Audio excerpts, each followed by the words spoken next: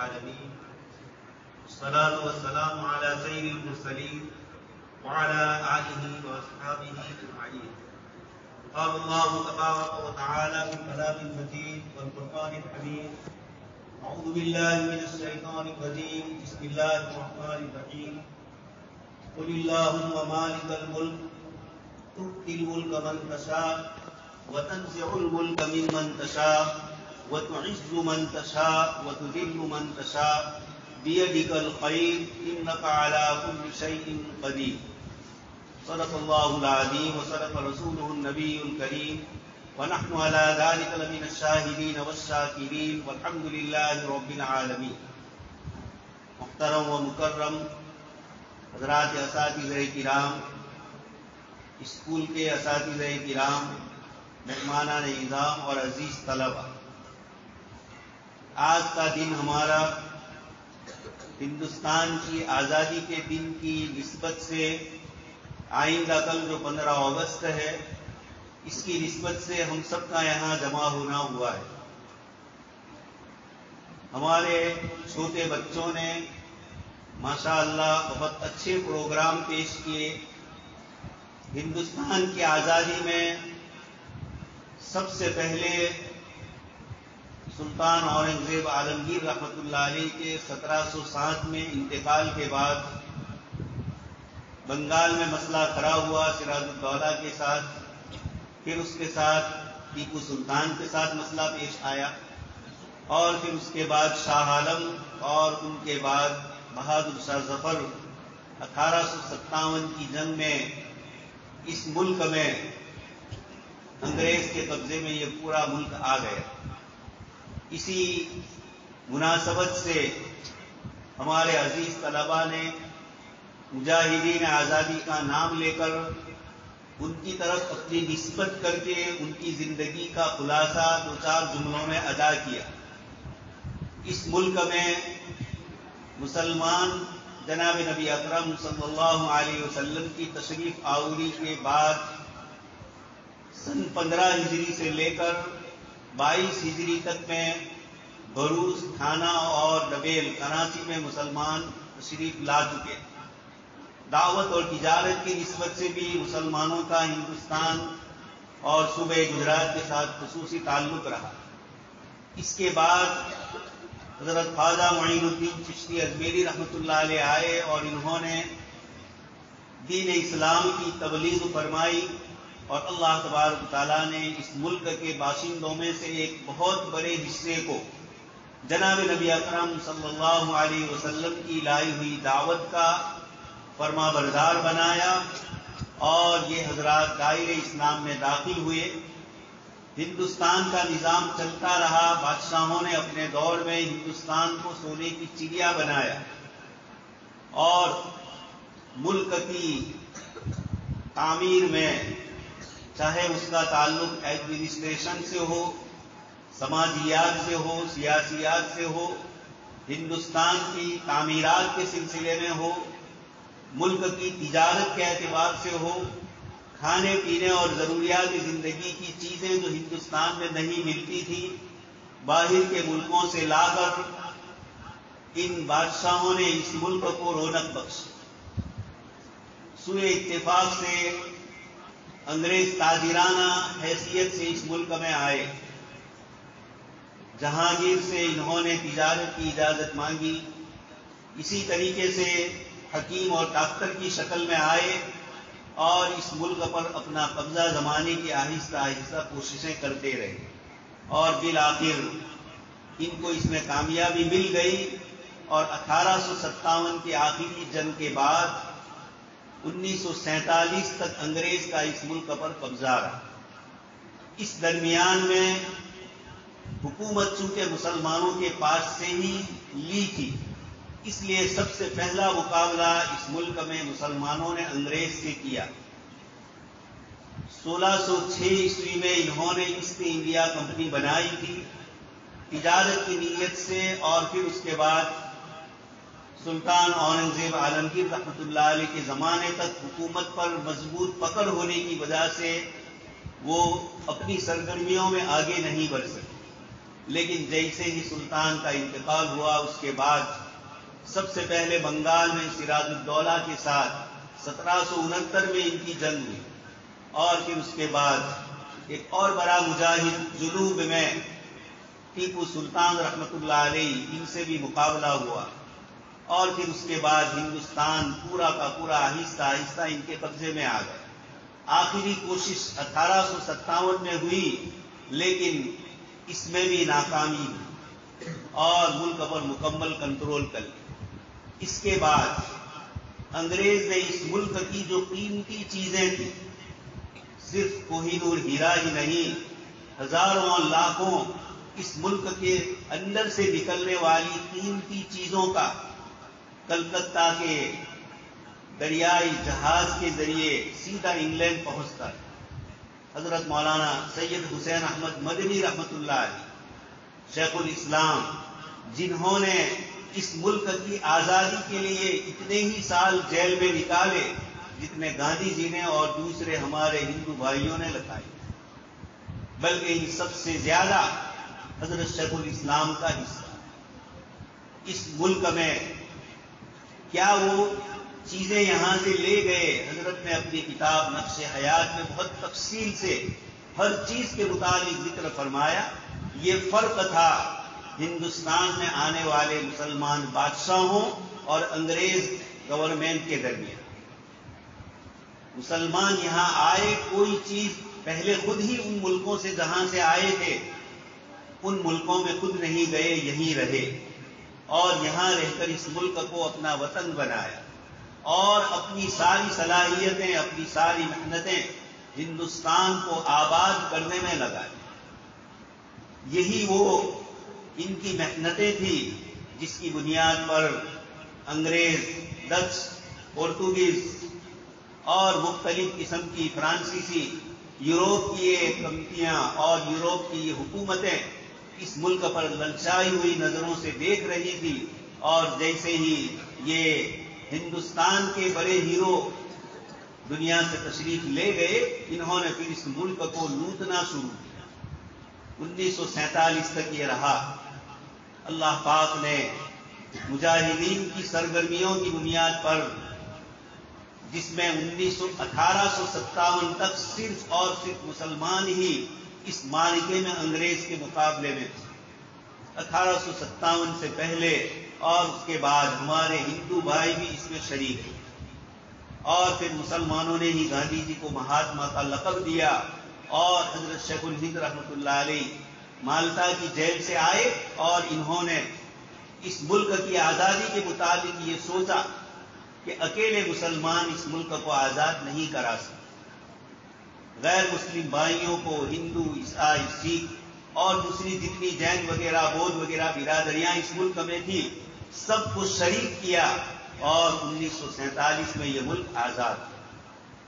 اللہ تبارک و تعالیٰ نے ملک کو آزادی دی، اور آزادی کی صبح کی اسی خصوصی موقع پر، اسی پرو پر ہر سال 15 اگست ہم مناتے ہیں، جو ہندوستان کی آزادی کا 26 جنوری 1950 میں ہمارے ملک کا دستور اور قانون مرتب ہو کر مکمل ہوا، اور اس وقت سے اس ملک میں ہندوستان کے قانون نافذ ہوئے، اس لیے 26 جنوری تو قانون کے اعتبار سے آزادی ہے، لیکن 15 اگست انگریز کے اس ملک سے چلے جانے کی بنیاد پر ملک کے باشندوں کے لیے اللہ تبارک و تعالیٰ نے آزادی دی، اور مسلمانوں نے اس آزادی کو اپنے خون اور پسینے سے حاصل کیا۔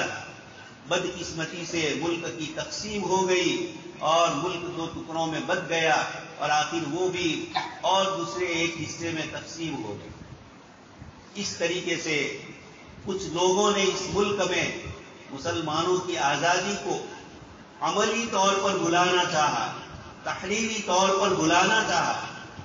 حضرت علامہ سید سلیمان ندوی رحمۃ اللہ علیہ فرماتے ہیں کہ اگر اس ملک میں سب سے زیادہ نفرت اور ایک دوسرے کے خلاف دشمنی کو ابھارنے کا سب سے بڑا جو عمل ہوا وہ ہسٹری اور تاریخ کے ذریعے ہوا۔ ہندوستان کی تاریخ کو اس طریقے سے بدل کر پیش کیا گیا کہ مسلمانوں کا اس میں کوئی حصہ ہی نہیں.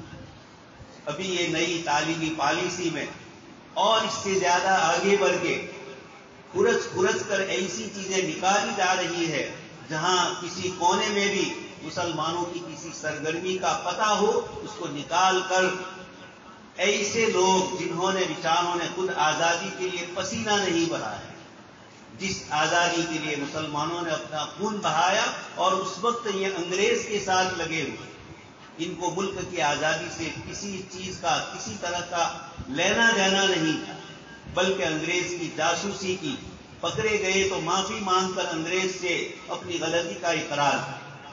اس کے مقابلے میں اسی ہندوستان کی تاریخ میں یہ عجیب تاریخی واقعہ پیش آیا.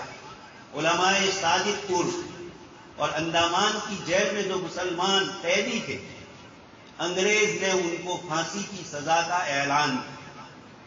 جب ان قیدیوں کو پتا چلا کہ ہمیں پھانسی کی سزا ہونے والی، تو ملک کی آزادی کے لیے، اس قربانی کے لیے جیل خانے میں انہوں نے جشن منایا، خوشی سے کودنے لگے.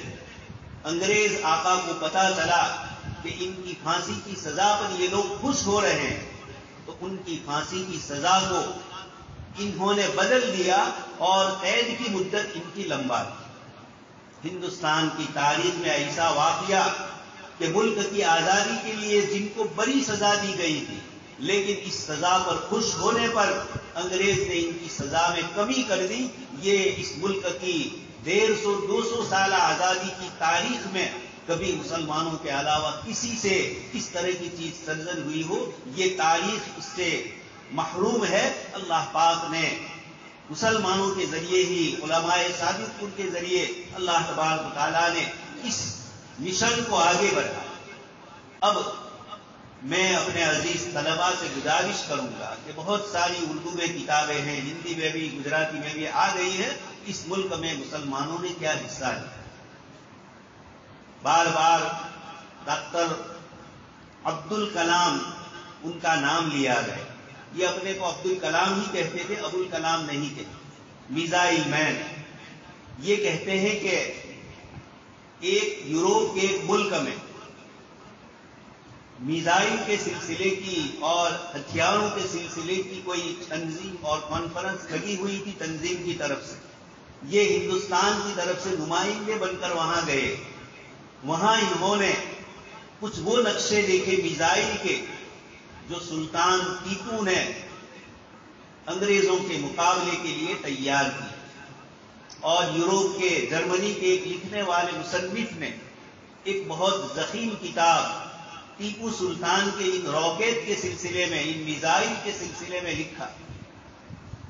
عبد الکلام صاحب فرماتے ہیں کہ جب میں نے اس کو وہاں پڑھا اور اس کی جو انہوں نے تصویر بنائی تھی، تصویر بہت کچھ کہہ دیتی ہے. ہمارے عزیز طلباء نے آخر میں جو پروگرام مفت پریکشت کے طور پر ہمیں بتلایا، خاموشی کے ساتھ اشاروں کنایوں میں ملک کے حالات بھی بتلائے اور انسانوں کے حالات میں جو تبدیلی آتی ہے، انسان کے اخلاق میں، تعمیرات میں، تقریبات میں کیا ہوتا ہے، اس کو بھی ذکر کیا.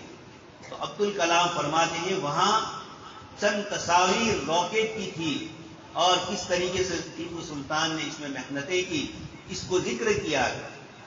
ٹیپو سلطان نے ایک بہت بڑا کارنامہ انجام دینے کی کوشش کی تھی جس میں وہ ناکام ہوئے. انہوں نے انگریز کے مقابلے میں فرانسیسی حکومت سے رابطہ کیا. اس وقت دنیا کی یہی دو سپر پاور طاقتیں تھیں، فرانس اور انگلینڈ. انہوں نے انگریز کو ہرانے کے لیے، اس ملک سے نکالنے کے لیے فرانسیسی حکومت سے رابطہ قائم کر کے کسی طرح انگریز کو نکالنے کی کوششیں کی. یہی وہ بنیادی چیز تھی جو انگریز کے دل میں سب سے زیادہ کھٹک رہی تھی.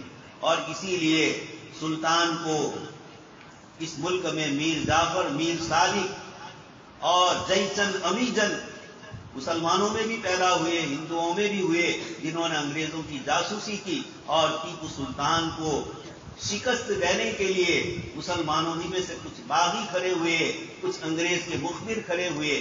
اور اسی ٹیپو سلطان کی قبر کے پاس جا کر انگریز نے یہ کہا، آج سے ہندوستان ہمارا. اس سے پہلے یہ ہمت نہیں تھی. ٹیپو سلطان کے شہید ہونے پر یہ جملہ ان کی طرف سے نکلتا. دوسری ایک شخصیت ہے شیخ الہند رحمۃ اللہ علیہ، جنہوں نے اس ملک کی آزادی کے لیے افغانستان کی حکومت سے رابطہ کیا.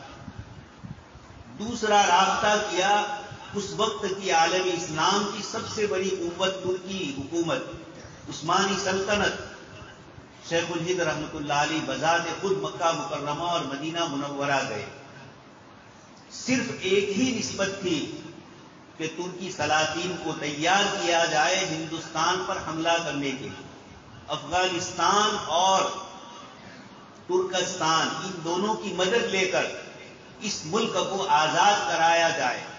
لیکن وہاں بھی بدقسمتی سے شریف مکہ جو انگریزوں کے ایجنٹ تھے، اس وقت اردن جارڈن کے جو راجا ہے اس کے پردادا ہوتے ہیں یہ شریف مکہ، یہ ہاشمی خاندان کہلاتا ہے.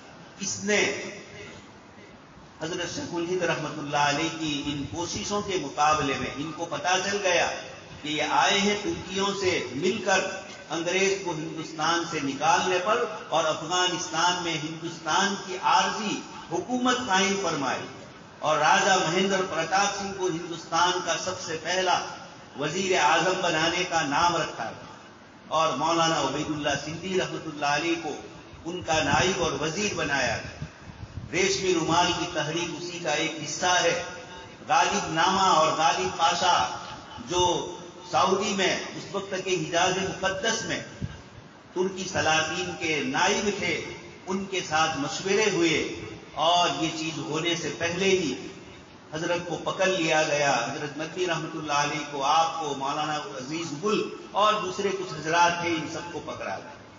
یہ دو ایسی چیزیں ہیں. ٹیپو سلطان اور شیخ الہند کی کوشش ہے اس ملک کی آزادی کی تاریخ میں ہمیں ان دونوں کی یہ جو احوال ہے، ملک کو آزاد کرنے کے لیے دنیا کی بڑی طاقتوں سے رابطہ کرنا، یہ انگریز کے مقابلے میں ان دو بزرگوں کی تاریخ ہی میں ملتا ہے. ہندوستان کی تاریخ میں یہ واقعات نہیں ملتے.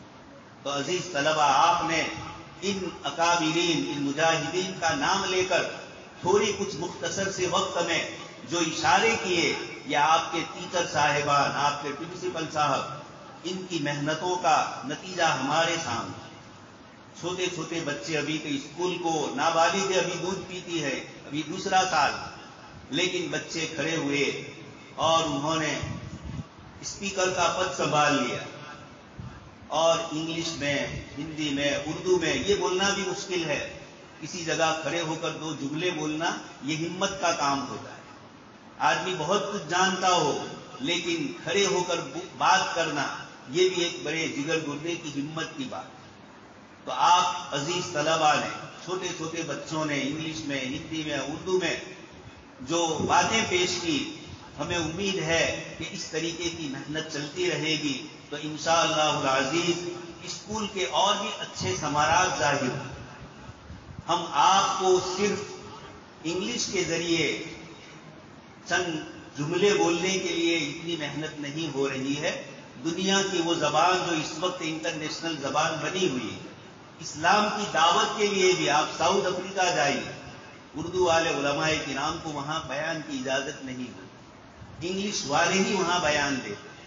انگلینڈ اور یوروپ کے دوسرے ملکوں کا بھی حال اب آہستہ آہستہ یہی ہو رہا ہے کہ وہاں اب نوجوان نسل اردو بیانات سننے کی عادی نہیں ہے، گجراتی زبان بھی وہ بھول رہے ہیں. تو اس بنیاد پر ایک دین کا داعی اور دین کا مجاہد بننے کے لیے حضرت قاسم نانوتوی رحمۃ اللہ علیہ، ہمارے حجت الاسلام، انہوں نے جہاز میں کیپٹن سے بات کر رہے تھے، وہ انگریزی جانتا تھا، حضرت ترجمان کے واسطے سے، انٹرپریٹر کے واسطے سے حضرت بات کر رہے تھے. حضرت نے اپنے دل میں یہ سوچا کہ کاش کہ میں انگریزی زبان جانتا تو براہ راست میری گفتگو یہ سن لیتا، بیچ والے ترجمان کی ضرورت نہ پڑتی. اس لیے زبانی اعتبار سے، علوم کے اعتبار سے دنیا بہت آگے بڑھ چکی ہے. سائنس ہے، جغرافیہ ہے، ہسٹری ہے. آپ اس کو پڑھیں گے اور اس کی روشنی میں آپ کتاب و سنت کی تعلیم کی بھی مضبوطی کے ساتھ ان چیزوں کو جب سیکھیں گے تو جو قرآن اور حدیث کے علوم آپ نے سیکھے ہیں، آپ اللہ کے بندوں تک ان کی زبان میں، ان کے کلچر کی سوچ کے اعتبار سے گفتگو کرتے ہوئے آپ ان سے بات کریں گے۔ ایک ڈاکٹر مورس بوکائی نے ایک کتاب لکھی، the Bible and Quran and science, اور سینکڑوں لوگ وہاں اسلام میں داخل ہوئے، اور یہی وجہ بتلائی کہ ہمیں اسلام، سائنس اور بائبل میں کیا فرق ہے، قرآن بائبل سے کتنی دوری رکھتا ہے سائنسی مسائل میں، اور سائنس کتنا قریب ہے قرآن کریم سے۔ اس قسم کی 40 آیتوں سے انہوں نے ثابت کیا، تو بہت بڑا ایک حلقہ اسلام میں داخل ہوا۔ تو ہمیں اس زبان کو، جناب نبی اکرم صلی اللہ علیہ وسلم نے اس کو ایک زبان اور ترجمان کے درجے میں اس زمانے کی زبانوں کو رکھا۔ آج کی انگریزی بھی اسی حیثیت سے ہم پڑھنے والے ہیں۔ ہم دین کے داعی اور دین کے سپاہی بنیں گے اس زبان کے ذریعے اللہ کے بندوں کو جو مرغوب کرنے کی لوگ سوچ رہے ہیں۔ انگلش زبان کے ذریعے آدمی جانتا ہے اور دوسرا نہیں جانتا ہے، وہ بیچارہ احساس قحطی کا، لگوتا گرنتھی کا شکار ہو، وہ یہ سمجھتا ہے میرے پاس کچھ نہیں، حالانکہ زبان ہونے کے اعتبار سے ساری زبانیں اللہ پاک نے فرمایا واختلاف السنتکم والوانکم، اللہ پاک کی نشانیوں میں سے۔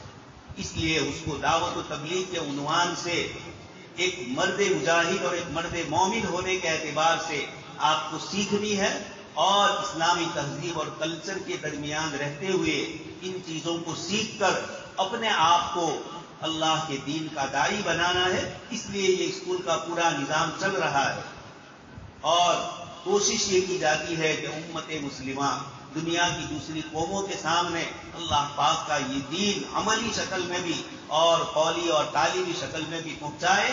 مجھے امید ہے کہ اگر اسکول کا نظام اس طریقے سے آہستہ آہستہ ترقی کرتا جائے گا تو انشاءاللہ ہمیں امید ہے کہ یہیں سے انگلش کے ایسے حضرات پیدا ہوں گے جن کی ضرورت دنیا کے مختلف علاقوں میں دعوت کی نسبت سے اس کو سیکھا جائے، اس میں بھی ثواب ملے گا۔ حضرت مولانا یعقوب نانوتوی رحمۃ اللہ علیہ کا ملفوظ ہے کہ ہم شرح تہذیب اور بخاری کا ثواب برابر سمجھتے ہیں اگر طالب علم دونوں کو اخلاص کی نیت کے ساتھ، اس لیے کہ شرح تہذیب، منطق اور فلسفہ پڑھنے کے بعد بھی آپ کی نیت یہ ہے کہ دین اسلام کی تقویت کے لیے پڑھ رہا ہوں، تو زبان کے کوئی بھی زبان اپنے کلچر سے باہر نہیں نکلے۔ ہمیں زبان سیکھنی ہے، لیکن جن کی زبان ہے ان کے کلچر کو دین اسلام والا کلچر بنانا ہے، ان کو سمجھانا ہے۔ اس لیے یہ سب کچھ محنتیں ہو رہی ہے۔ اللہ پاک سے دعا ہے کہ اللہ تبارک تعالیٰ ہمارے اس پروگرام کو آگے بڑھائے، اور جس مقصد کے لیے اسکول کا نظام ہم نے قائم کیا ہے اللہ تبارک تعالیٰ اس میں ہمیں کامیابی نصیب فرمائے۔ اس کے جو مضرات اور نقصانات ہیں اس سے اللہ تبارک تعالیٰ ہماری حفاظت فرمائے۔ آپ کے پروگرام کو اللہ پاک قبول فرمائے، اور مزید آپ حضرات کو محنت کرنے کی اللہ تبارک تعالیٰ توفیق نصیب فرمائے۔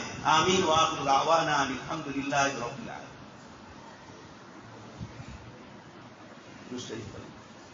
اللهم صل على سيدنا نبينا وشفيعنا ومولانا محمد كلما ذكره الذاكرون وكلما غفل عن ذكره الغافلون اللهم يا رب صل وسلم دائما ابدا على حبيبك خير الخلق كلهم۔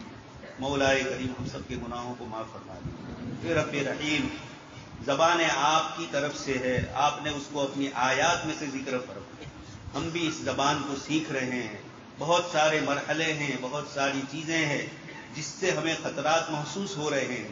آپ کی بارگاہ عالی میں ہم نیتوں کو خالص کرنے کی آرزو اور تمنا رکھتے ہیں، ہماری نیتوں کو آپ درست فرما دیجیے۔ ان قلوب العباد بین اصبع الرحمن، ہمارے قلوب آپ کی انگلیوں کے بیچ میں ہے۔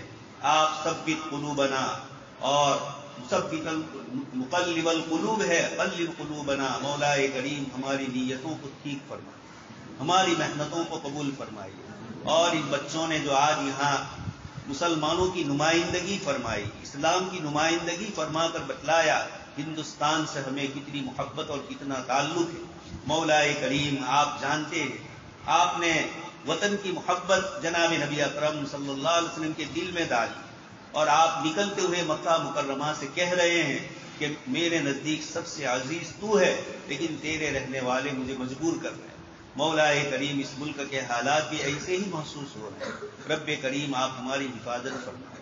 آپ نے ایمان اور اعمال صالحہ کی بنیاد پر خوف کو امن سے بدلنے کا وعدہ فرمایا. مولا ہمیں ایمان اور اعمال صالحہ کی توفیق نصیب فرمائے اور امت مسلمہ سے خوف اور ہراس کو نکال دیجیے. مولا کریم آپ نے صاف فرما دیا ہے کہ آپ ایمان کی بنیاد پر وآمنہم بالخوف، خوف اور بھوک سے آپ امن دیتے ہیں. رب کریم اسکول کا نظام جو چل رہا ہے آپ اس میں مزید ترقی نصیب فرمائیں. بچوں کو جن مقاصد کے لیے زبان سکھلائی جاتی ہے، علوم اور فنون، جغرافیہ، سائنس، سماج شاستر، جو کچھ سکھلایا جاتا ہے، تاریخ، مولا کریم اس میں بھی ہماری نیت نے دعوت کی، ہمیں اس لائن میں آگے بڑھا.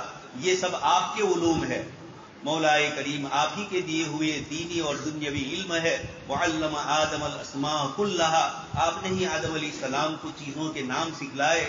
مولا کریم اسی نیت کے ساتھ، اسی اخلاص کے ساتھ ہمیں بھی توفیق عطا فرمائیے کہ علم الاسماء ہمارے لیے اللہ پاک کی محبت اور معرفت کا ذریعہ بن جائے، اللہ کے بندوں تک دعوت کا ذریعہ بنے. مولا کریم ہم سب کے گناہوں کو معاف فرما دیجیے. اللہم انا نسألک من خیر ما سألک منہ نبیک وحبیبک محمد صلی اللہ علیہ وسلم ونعوذ بک من شر ما استعاذک منہ نبیک وحبیبک محمد صلی اللہ علیہ وسلم. انت المستعان علیک البلاغ لا حول ولا قوة.